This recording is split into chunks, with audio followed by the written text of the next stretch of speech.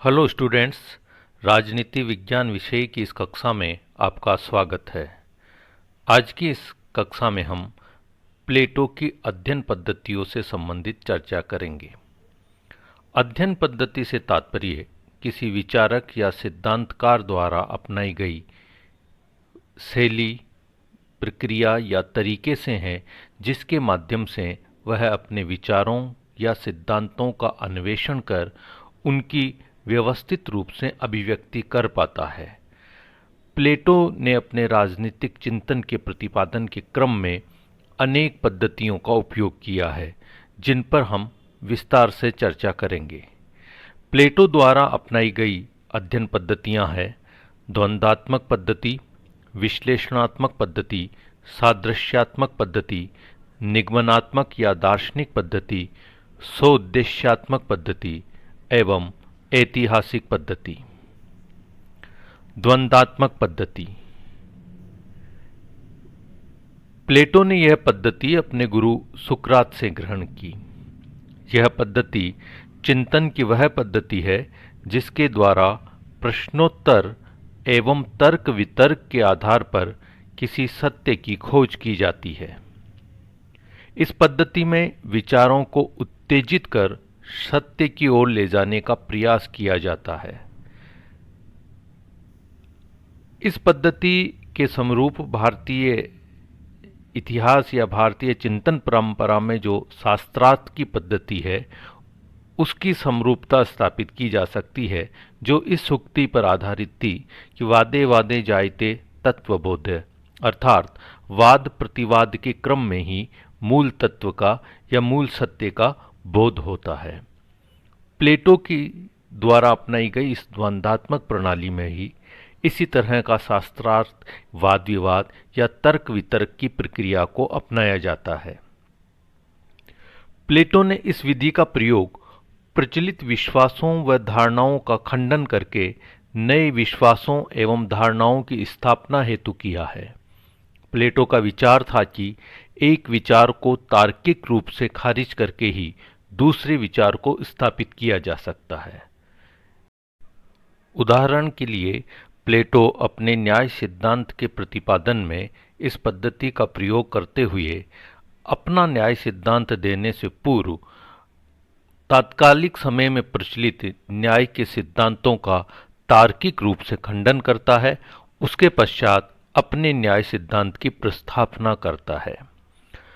प्लेटो ने statesman, laws, Crito आदि ग्रंथों में इस पद्धति का व्यापक प्रयोग किया है। संवाद प्रणाली के माध्यम से पात्रों के द्वारा अंतिम सत्य का पता लगाने की कोशिश की गई है, क्योंकि उसकी मान्यता है कि परस्पर वार्तालाप व तर्क वितर्क द्वारा ही सत्य का ज्ञान प्राप्त किया जा सकता है। अतः पात्रों या श्रोताओं के मस्तिष्क में सत्य को थोपने या टूसने की आवश्यकता नहीं होती, बल्कि वार्तालाप की प्रक्रिया के क्रम में ही सत्य का साक्षात्कार हो जाता है। यह पद्धति ज्ञान प्रदान करने के साथ साथ विचारशील बनाने का भी प्रयास करती है, क्योंकि इसमें उत्तरों से महत्वपूर्ण प्रश्न खड़े करना होता है और प्रश्न निर्मित करने या प्रश्न उठाने के क्रम में व्यक्ति विचारशील बनता है। इस पद्धति के प्रमुख उद्देश्य हैं सत्य की खोज करना, सत्य की अभिव्यक्ति या प्रचार करना, सत्य या विभिन्न संकल्पनाओं को परिभाषित करना। प्लेटो द्वारा अपनाई गई इस पद्धति का आलोचकों द्वारा आलोचन भी किया गया है। आलोचना करते हुए कहा गया है कि इस पद्धति में प्रश्न अधिक पूछे जाते हैं, उत्तर कम दिए जाते हैं। अतः स्पष्टीकरण की अपेक्षा मस्तिष्क में भ्रांतियां ज़्यादा उत्पन्न होती है। इसके साथ साथ यह भी आलोचना की गई है कि सत्य का ज्ञान चिंतन मनन के माध्यम से होता है, न कि वाद विवाद और लंबे वार्तालाप के माध्यम से। इन आलोचनाओं के बावजूद इस पद्धति का विचार व चिंतन को उत्प्रेरित करने के क्रम में पर्याप्त महत्व है। प्लेटो द्वारा अपनाई गई दूसरी पद्धति है विश्लेषणात्मक पद्धति। इस पद्धति के द्वारा किसी विषय वस्तु या किसी संकल्पना को मौलिक तत्वों में विभाजित कर उसका पृथक पृथक अध्ययन किया जाता है, जिससे कि उन तत्वों से निर्मित संपूर्ण वस्तु का पूर्ण ज्ञान हो सके। अंशों के माध्यम से समग्र का ज्ञान प्राप्त करने की इस पद्धति में जटिल विषयों को भी बड़ी सरलता से समझाया जा सकता है। प्लेटो ने इस पद्धति का प्रयोग करते हुए अपने आदर्श राज्य के जटिल प्रत्यय को समझाने के लिए उसे विभिन्न सिद्धांतों में विभक्त किया है। आदर्श राज्य के प्रत्यय को समझाने के लिए न्याय की अवधारणा, शिक्षा प्रणाली, साम्यवाद की व्यवस्था व दार्शनिक राजा के सिद्धांत का वह पृथक पृथक विवेचन करता है। इसी प्रकार विश्लेषणात्मक पद्धति का प्रयोग करते हुए आत्मा के प्रत्यय को समझाने के लिए वह उसे 3 भागों में बांटता है। उसके 3 गुण बताता है: विवेक, शौर्य व क्षुधा। इसके पश्चात प्लेटो द्वारा अपनाई गई अन्य पद्धति है सोद्देश्यात्मक पद्धति। इस पद्धति की यह मान्यता है कि प्रत्येक वस्तु का एक उद्देश्य होता है जिसकी ओर वह सतत प्रयत्नशील और उसी ओर अग्रसर रहती है। प्रत्येक वस्तु का कोई पूर्व निर्धारित उद्देश्य है, उसके सभी प्रयत्न और उसकी गति उस पूर्व स्थापित उद्देश्यों की ओर ही होती है। इस मान्यता पर आधारित इस पद्धति का प्लेटो ने अपनी चिंतन प्रणाली में प्रयोग किया है। जैसे उसका शिक्षा सिद्धांत एक दार्शनिक राजा की खोज करने के उद्देश्य से प्रेरित है। उसकी सारी प्रक्रियाएं अंततः दार्शनिक राजा की खोज की ओर लक्षित है। इसी प्रकार वह आदर्श राज्य का एक प्रत्यय देता है जो कि काल्पनिक जगत में अवस्थित है और संपूर्ण सांसारिक राज्यों को उस आदर्श राज्य के पूर्ण प्रत्यय की ओर अग्रेसित मानता है, अग्रसर मानता है। प्लेटो द्वारा अपनाई गई एक अन्य महत्वपूर्ण पद्धति है सादृश्यात्मक पद्धति। इस पद्धति में सादृश्यों या समरूप उपमाओं के माध्यम से जटिल विषयों का सुगम प्रस्तुतिकरण करने का प्रयास किया जाता है।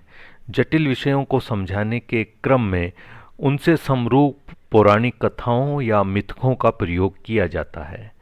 मिथ से तात्पर्य ऐसी कहानियों से है जो वास्तविक रूप से तो नहीं होती, यथार्थ तो नहीं होती, काल्पनिक होती है और नैतिक रूप से वह सही मानी जाती है। प्लेटो ने अपने राजनीतिक चिंतन में सादृश्यात्मक पद्धति का प्रयोग करते हुए कला जगत एवं पशु जगत के विभिन्न उदाहरणों का व्यापक प्रयोग किया है। अपने आदर्श राज्य में दार्शनिक वर्ग की श्रेष्ठता सिद्ध करने के लिए वह उदात्त झूठ या धातु कथा का सहारा लेता है, जिसमें वह राज्य के तीनों वर्गों का सादृश्य 3 धातुओं के साथ स्थापित करता है। प्लेटो के अनुसार दार्शनिक वर्ग सोने का बना होता है, सैनिक वर्ग चांदी का एवं उत्पादक वर्ग कांसे का निर्मित होता है। इस प्रकार विभिन्न धातुओं के सादृश्य के माध्यम से वह दार्शनिक वर्ग की श्रेष्ठता को सिद्ध करना चाहता है। इसी प्रकार रिपब्लिक में कुत्ते के सादृश्य का अनेक स्थानों पर प्रयोग किया गया है। उसका एक महत्वपूर्ण तर्क है कि जिस प्रकार चौकीदारी के काम के लिए नर एवं मादा कुत्ता एक समान है, उसी प्रकार राज्य के संरक्षक या दार्शनिक राजा बनने के लिए पुरुष और स्त्री में कोई अंतर नहीं किया जा सकता। अर्थात स्त्रियां भी दार्शनिक राजा बनने के योग्य है या दार्शनिक राजा बननी चाहिए। एक जगह वह सैनिक वर्ग को शिकारी कुत्तों के संज्ञा से भी लक्षित करता है, दूसरी ओर वह नस्ल सुधार के सादृश्यों का प्रयोग राज्य के लिए स्वस्थ नागरिक प्राप्त करने के क्रम में करता है। इसी प्रकार वह विभिन्न स्थानों पर भेड़ व गडरिया, जहाज और कप्तान के सादृश्यों का भी प्रयोग करता है। राजनीति को कला मानते हुए प्लेटो अपने राजनीतिक चिंतन में कई स्थानों पर कला जगत से संबंधित सादृश्यों का भी उपयोग करता है। एक स्थान पर वह लिखता है कि जिस प्रकार कलाकार को अपनी सृजनात्मकता अथवा अपनी कला की प्रस्तुति के क्रम में कला के नियमों से नहीं बांधा जा सकता, ठीक उसी प्रकार राजनीतिज्ञ को भी शासन करने के क्रम में कानून के सिद्धांतों से नहीं बांधा जाना चाहिए। अन्य स्थान पर वह लिखता है कि एक चिकित्सक को अपना प्रिस्क्रिप्शन लिखने के लिए चिकित्सा सिद्धांतों का अक्षरशः पालन करने के लिए जिस प्रकार बाध्य नहीं किया जा सकता, ठीक इसी प्रकार शासन करने के लिए दार्शनिक राजा पर भी कानूनों का प्रतिबंध नहीं लगाया जाना चाहिए। इस प्रकार सादृश्यात्मक पद्धति का बहुत व्यापक प्रयोग प्लेटो के राजनीतिक चिंतन में हुआ है। अगली पद्धति है निगमनात्मक या दार्शनिक पद्धति। यह एक चिंतनमूलक पद्धति है। इस पद्धति में सामान्यकृत पूर्व मान्यताओं की कसौटी पर प्रस्तुत विषय को रखकर आत्मनिष्ठ विशिष्ट निष्कर्ष निकाले जाते हैं। इस पद्धति के अंतर्गत चिंतक कुछ सिद्धांतों को, कुछ मान्यताओं को, कुछ आदर्शों को स्वयं सिद्ध मान लेता है और उसी के आधार पर प्रस्तुत विषय वस्तु की वह विवेचना करता है। जैसे प्लेटो ने अपने राजनीतिक चिंतन में आदर्श राज्य के प्रत्यय को सत्य व आधारभूत स्वीकार कर लिया है और उसके आधार पर वह दार्शनिक राजा न्याय, शिक्षा व साम्यवादी सिद्धांतों के माध्यम से अपनी समग्र आदर्श योजना का प्रस्तुतिकरण करता है। इस पद्धति के अंतर्गत सामान्य सिद्धांतों को विशेष परिस्थितियों या विभिन्न उदाहरणों के संदर्भ में उपयोग में लिया जाता है। अतः इस पद्धति को सामान्य से विशेष की ओर चलने वाली पद्धति भी कहा जाता है।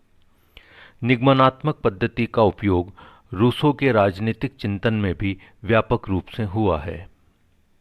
ऐतिहासिक पद्धति अतीत की सहायता से वर्तमान को समझने का प्रयास इस पद्धति के माध्यम से किया जाता है। प्लेटो के राजनीतिक चिंतन में सीमित मात्रा में इस पद्धति का उपयोग हुआ है। अपने ग्रंथ रिपब्लिक में इतिहास के अध्ययन के आधार पर राज्य के विकास की 4 अवस्थाओं का वर्णन प्लेटो द्वारा किया गया है। इसी प्रकार राज्य में कर्मिक परिवर्तन के संदर्भ में भी वह ऐतिहासिक पद्धति को उपयोग में लेता है। प्लेटो ने अपने राजनीतिक चिंतन के प्रतिपादन के क्रम में अनेक अध्ययन पद्धतियों को उपयोग में लिया है। प्लेटो की मूल पद्धति चिंतनमूलक निगमनात्मक पद्धति ही मानी जाती है। प्लेटो की अध्ययन पद्धतियों के संदर्भ में नेटलशिप का यह कथन महत्वपूर्ण है कि प्लेटो की पद्धति न तो आगमन पद्धति है और न निगमन पद्धति। यह तो एक प्रकार की रचनात्मक पद्धति है। इसमें सिद्धांत का निर्माण और उसका व्यवहार में प्रयोग साथ साथ चलता है। इस प्रकार प्लेटो की अध्ययन पद्धतियों के संदर्भ में यह व्यापक विवेचना थी। धन्यवाद।